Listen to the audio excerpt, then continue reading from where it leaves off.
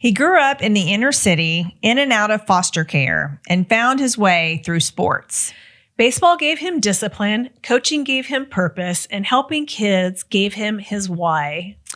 When he saw how broken and outdated school fundraising was, he set out to change it, replacing door-to-door sales and overpriced candy with something faster, smarter, and meaningful. Today, as founder of Fundraising University, Mike Bahun is transforming how schools raise money and how kids experience teamwork and success. From foster care to founder, this is a story about grit, purpose, and paying it forward. I'm Sarah Wasco, and this is my colleague, Roxanne Rapsky. We created this podcast to bring you information and education about all things franchising and business ownership. Welcome to episode 110 of Unpredicted Entrepreneur. Let's dive in with Mike Bahun, founder of Fundraising University. Hello, Mike, and welcome. We are so thrilled to have you today. Glad to be here. We love your story. We've been working with Fundraising University for quite a while. And so Roxanne and I said, let's get Mike on the podcast because we really just love hearing origin stories. So let's just dive right in and tell us a little bit more about your background and the origin of Fundraising University. Yeah, it's a lot of what you said. I mean, it's one of the beautiful things about schools and activities and sports. You know, I was able to find things that I didn't have at home or that weren't directly around me as far as resources. And then I just fell in love with the sense of community that school and sports provide us. You know, some of the male leadership, the structure, the accountability, some things that, you know, my mom as a single parent, you know, she did the best she could. There's no doubt. So there's no taking anything away from her. But the coaches, and I'm a coach, that came in and changed my life, just left me with this experience to where I wanted to find the kids just like me, as many of them as possible, and then just manifest what we do to create opportunities for kids. And fortunately, we've been able to do that so far. That's wonderful. So I really am intrigued by how this evolved because you just saw a missing piece basically in fundraising for schools and were able to really create something so much more innovative versus just the candy and the wrapping paper sales that my kids were doing. So I want to hear more about that. Yeah, and a lot of people don't know this, but you know, the first time I got involved in fundraising was 1999 when I got done playing baseball. And it's exactly that. Coaches walk into an environment where they're given, you know, little to no money. In my situation, I got 24 baseballs and I was expected to fund 40 baseball players. And so I had to figure that out.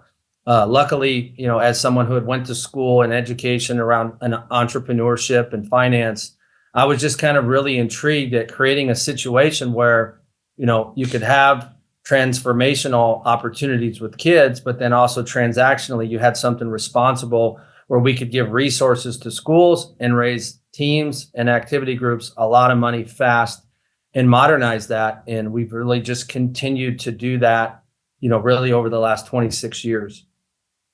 Yeah. So tell us more about how Fundraising University works and how you evolved from starting this business to now becoming a franchise, and other people all across the country now can provide the same service to their schools.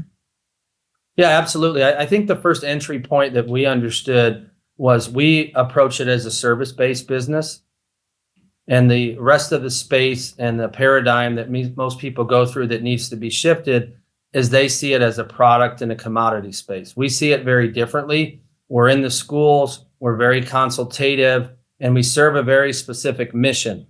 We're going to raise an activity group like a band or cheer or a sports team like football or baseball in 1 week with about 3 hours of time with that group. We want to come in and we'll be there start to finish, and we want to raise them $500 or more per student. And it's a demonstrated service where we have the meetings, we bring the resources as far as we have our own technology, we bring the planning, we bring the awarding, we bring the teamwork, and it's this service system that really gives them the two things that schools care about, which is getting them as much money as fast as they can, and then just being safe, right? There's a lot of lack of safety out there around these transactions with kids, and we look to modernize that and continue to do it. So instead of going door to door and standing out in like front of the grocery store or whatever, this is all digital, right? Yeah, and that's you're right. And when I talked about shifting the paradigm, that's what people have experienced. It's exactly what you said. I get this, my nephew calls and I buy a $40 magazine that I don't want, but I'm not going to say no, right? My kids have to sell these candy bars and they're stacked up in my garage and then they melt and then I forgot to give them to my aunt. Like that just wasn't effective. And so we have come in and we've brought in technology. We've spent over 7 figures. And the first thing is it's 100% digital. So there's no transferring of order forms and taking of money, right? It's all digital in that week. And then, the products that we do have, they are delivered to home, just like Amazon. So the students never touch anything, which makes it safe. We use a digital process that also makes it safe because they're not handling money. There's no integrity issues with who has the money.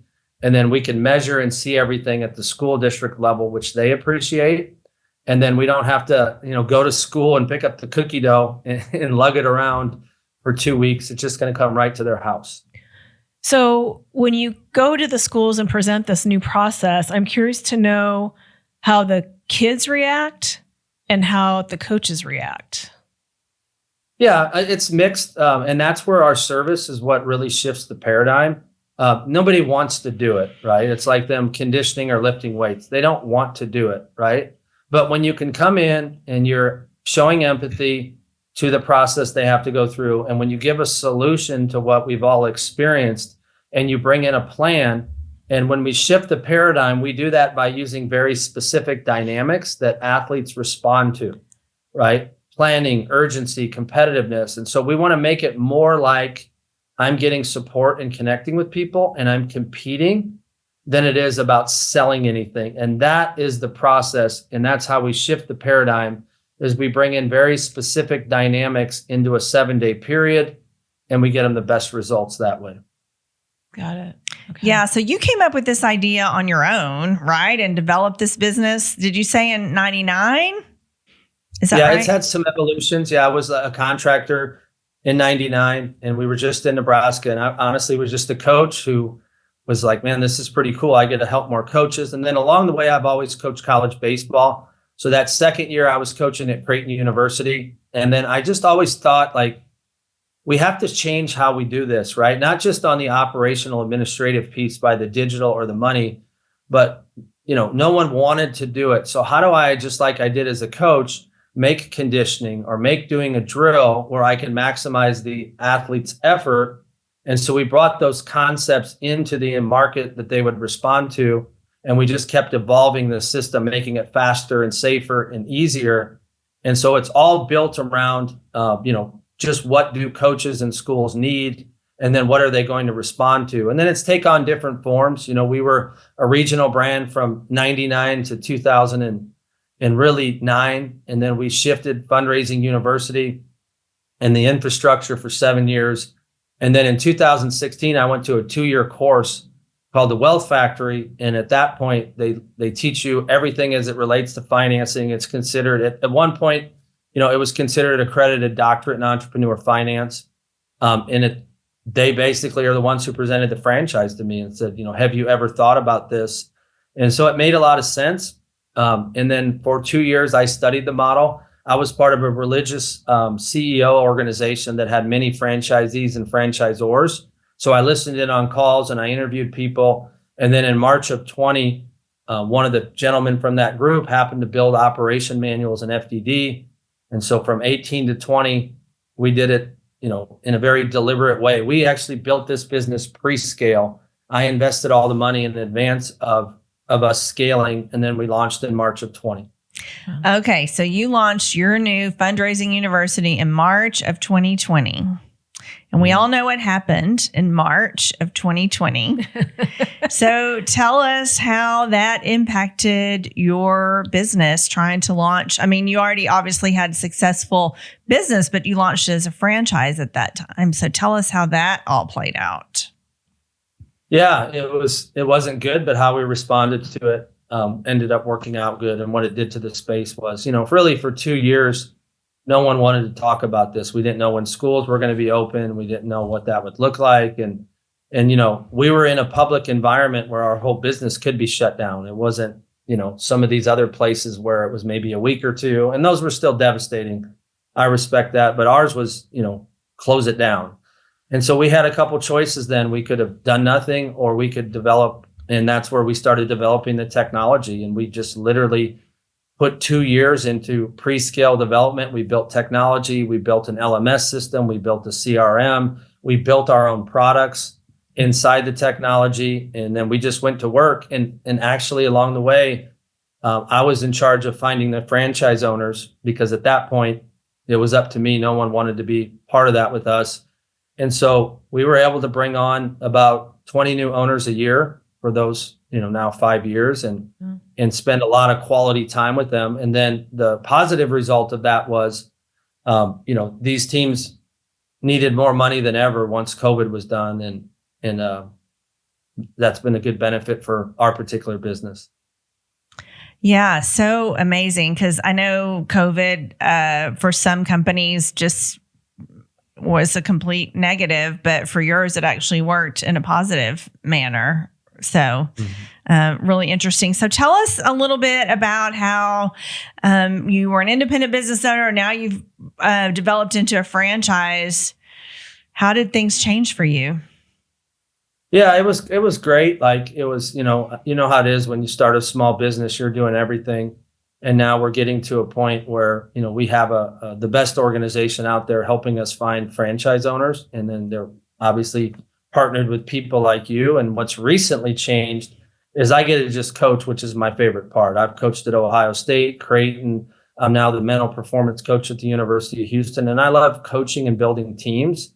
And so there's been a shift of learning the business, finding franchise owners, training them, and then coaching them. And so I've done everything from, taking a lead to going out into the territory the first day. And it's just, and everything in the middle for 5 years. And I wouldn't change it, because I feel like I understand franchising, which is complicated and it's unique. And it's been a 5 years of learning, and I'm proud of the work that's been put in for our company. And now I just get to coach people, and I'm enjoying that.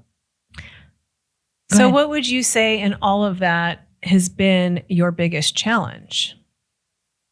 Yeah, I think keeping a growth mindset is the biggest challenge. And, when COVID came, I really developed some mental skills and went out and I became certified as a mental performance coach, because I just got some coaching from someone about like how to deal with it. And that's one of the core things that we do, is we teach mental performance to our entrepreneurs, because it's a mental game.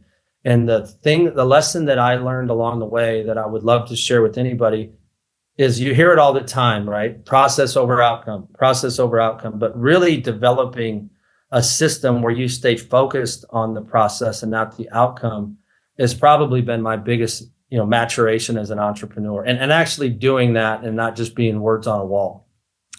Is there any challenge in getting people to understand your business, demystifying what fundraising actually is, or assumptions people have? Is there any challenge there? Yeah, no, they're 100%, because we're building our own category. Right. And then exactly what you guys have experienced is exactly what everybody else does. So there's a couple layers, right? Professional, business coaches like you all, you've never seen this, you haven't been part of it. And then you hear fundraising and it's like, oh, this is another one of these small niche kiddie brands that don't go anywhere. And it's like, we had to overcome that first, where people could actually say, well, what is it that they do? Because we all know that there's a big problem because we've interacted with it. But no one solved the problem from a service perspective. And so, that was the first demystification that we had to do. And then getting professionals like you all that can help us get it out, what we're doing, has been well received. And then when people come into it, they have the same response. I did this when Little League team, I did. So we have to shift their paradigm as well to look at it as a service business, right? That gets results fast, versus buying products or commodities. And that's a constant when we're building a new category. Yeah, I can definitely see that. I mean, Yeah. our business has been around for 37 years and people still don't understand it. So Right. I can definitely understand that challenge. So when you're looking for new franchisees, new owners to go into their communities and, help these schools raise the money that they're seeking to make, what makes a good Fundraising University owner? Yeah. It's not going to be any qualities that you haven't heard of. It's the application of those. And so our 5 key characteristics that we vet people on to make sure it's a good choice for them and for us is, number 1, you've got to be competitive. Like if you're not competitive, right, and you're looking for guarantees and you're looking for safety and you're worried that there's a competitor, like you're already losing the battle, right? And then you've got to be organized. You've got to be coachable. We work in schools, so you have to have empathy, right? And then you have to be a self-starter. We're a work from home model, very low investment, fast start. People are making money very quickly. And, you've got to make contact and be out there as a self-starter. You got to go out there and compete every day because you're going to find customers in school. You've got to stay organized because you're outbound. And then coaches want to see that you care about what they're doing. And those qualities coming together, sometimes we get, we have to demystify the fact that some people think that this is just for sports people, and it's not. We have engineers, we have lawyers, we have former NFL players. People fit into this that want to make a difference. The people that have done the plane trips, that have missed their kids' game, that are looking over their shoulder now that they're worth, $300,000 at their job and they could be replaced, right? All of those people are a prospect. If they care and they want to have a lifestyle business where they work from home that's predictable schedule, which is a school schedule that has a 92% reoccurring rate, it's a great transactional business. But the best part is we get to do good, and we can't do anything good unless we've created something that benefits others. I love that. Yeah. Me too. There are people that's all about the money, and I'm sure obviously the money is a reward, but at the end of the day, it's more about what you're being able to provide for those schools. I mean, the thought process I've always used is do the right thing, take care of people, and the money will follow. That's right. And you had an interesting statistic in here, I think. You said when you started back in 1999, a sports program needed $60 per kid, and now you need $500. And I'd say one of my misperceptions is that, that's a wealthy area, or look how much money they spent on building that school. The kids don't need it. But that's not true, right? No, you're exactly right. That's one of the other ones that we need to demystify and shift the paradigm, right? And what it is each athletic department group or activity group is allocated a certain amount of money by taxes. And typically it's between $2,000 and $4,000, right? Now, I've been a high school baseball coach, so I know very specifically that just the essentials, a practice pant, a workout short, 2 hats, their own helmet, since COVID, baseballs, equipment, like this isn't even doing anything to the field. This isn't traveling. This isn't team events and banquets, right? It's going to be $500. So if I've got 50 baseball players, which is normal, freshman through varsity, I need $25,000. But the school, in the best case scenario, is going to give me $5,000 or 20% of that. And so the coaches, the booster club, whoever, it's their responsibility to go out and fill that gap. And that's where we step in, because we have all the wonderful booster clubs and parents who try to help, but the bake sales, the car washes, all those things that we've seen, they just don't do this professionally, and they have the best intentions. And then it gets really frustrating. We create donor fatigue by doing too much. We don't really have a plan.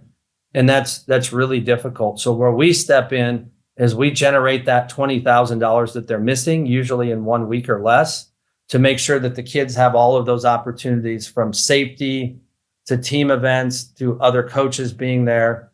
And we step in to do that. And then finally, to your point, Bentonville High School is one of the most affluent schools, and it's also one of our bigger customers. They have the same exact help. They literally share a parking lot with Walmart.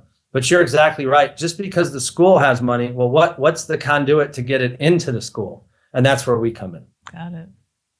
So is it mostly, I know you said it's a few hours for 1 week and everybody kind of congregates, the students congregate and they do this fundraiser together, which also makes it more fun too. Yes. Yes. Yeah, it's a lot of fun. We try to run it with the team concepts. The process is we meet with the coach or the teacher. They agree to it. We have some planning meetings, which is one of those 5 dynamics. What are we raising money for? Who are our resources? Who are our leaders as kids? What are the right dates? And then we meet with the coaching staff. So these are 2 30-minute meetings in 1 hour, right? Total at this point. And then we update the coaches to make the stakeholders involved in what we're doing. Then we have a 30-minute meeting with the players, and that starts the 7 days. And then we have a 1 hour meeting on the 7th day, which gets us to collect in finality. And that's what people like, is there's a controlled ending. And then, yes, we do the teamwork. They're drafted into teams. We have a top team. We have a top seller. We just make it a lot of fun. And the kids go home and typically, even though it's fundraising, make it as good of an experience as possible, because we're not making it about fundraising. We're making it about these service-based dynamics. Yeah. I think fundraising, when my kids were in school, it was kind of the F word for us. Yeah, me too. One of those things that people were like, oh, not another one. So if you can crank it out, make it efficient, make it fun, make it worth your time, those are all positives. So, Mike, if someone's listening today and they're thinking, oh, I might want to be a franchisee, I'm thinking about, or I want to own a business, what would be a tip or some words of advice that you might want to give a prospective business owner? Well, I think the first thing is they need to contact you guys, right? You need to have a professional that takes you through an experience to make sure that you make the right decision, right? And it starts with, in my mind, do you have a growth mindset, and are you really truly ready to take action? And what does that look like, right? Because there's millions of people out there that have thought about being a business owner, right? But what they do is they have this fear of what could happen. I actually see it the other way. I would be more afraid if I didn't have control of my own destiny or my own time or my own resources. And so the first step is getting professional help, and you guys and your organization are the best at it. And then you have access to all these businesses that you can line up and make sure that you fit to them. And then you guys coach them along the way towards success. And so that would be the first step in getting started as a business owner is taking action, right? Because if you're thinking about whether you want to do it or not, I have a saying, it's the start that stops most people. There's nothing that will make you feel more fulfilled than being in control of your own destiny as an entrepreneur. And they should reach out to you right away. Well, thanks for that. Yeah, thanks for that. I mean, we say all the time, we're not trying to convince or persuade. We just want people to get the right information so they can make the best decision. Yeah. Mm-hmm. Absolutely. And that's what you guys do, is you work in between the information, and you guys obviously do that as a resource to them, which is wonderful. I don't know too many industries where someone will coach you through something and not charge you anything. And then that shows to me where they actually care, right? Because why would you make that commitment to somebody if you didn't really truly care about what you do? And just like I'm a coach, you guys are coaches, and I respect that. And everybody needs a coach. We all do, for sure. And, you said one other thing when we were prepping that I liked a lot. And you said people usually want a change, but they need to identify why and how. Mm-hmm. And I really liked that. And I think it's very important. My personal and humble opinion is that if your why is not big enough, it will never happen. No, that's right. And here's where it connects, like on a mental performance standpoint. Like, you're obviously one of the best coaches. What you do, you guys do. And I feel like I can coach people. But if you don't make a commitment to yourself and honor those commitments, you'll never build the confidence to get coaching and be led. Yeah. That's where it all starts, right? Yeah. And most people, they don't keep the commitments to themselves. And that lack of commitment is what keeps them from getting started, as they don't have the confidence. They're looking for these exterior things to help them get going. And so the first step is making a plan and honoring that commitment. But the thing that'll keep you persistent on that commitment is, why are you doing that? Like for me, what I went through as a kid and what changed my life was coaches, and I love them. And I want to do everything I can to give back to that and stay part of that experience. And I look at it that every school in America, we should relentlessly have someone, regardless of the barriers, trying to go into those schools and help them. And I won't stop until we have, 300 reps all over the country raising $100 million a year. And that's why I do it. It's personal and it's real. And I don't care if I made $2 billion, I would wake up tomorrow just as urgent. And so you have to figure out what that is. You have to understand where that starts, commit to yourself. And then when you can trust yourself and you build confidence through a process, you need that to go back to. But then you need to find great coaching like you guys. And you just absolutely need to take that step and be an entrepreneur. There's nothing greater than watching people grow through entrepreneurship. Then you'll always regret it if you don't. Very well said. And so many people say the one thing they regret is not doing it sooner. Yep. Yeah, I never heard anybody say, I wish I would have done less. Yeah. Well, we appreciate you, Mike. We know you're busy. Thank you so much for your time and joining us today and sharing your thoughts. For those of you listening, thank you for joining us. We appreciate you. If you would like to learn more about franchising, Fundraising University, or just connect with Sarah and I, please see the links in the description below. Bye-bye. Bye.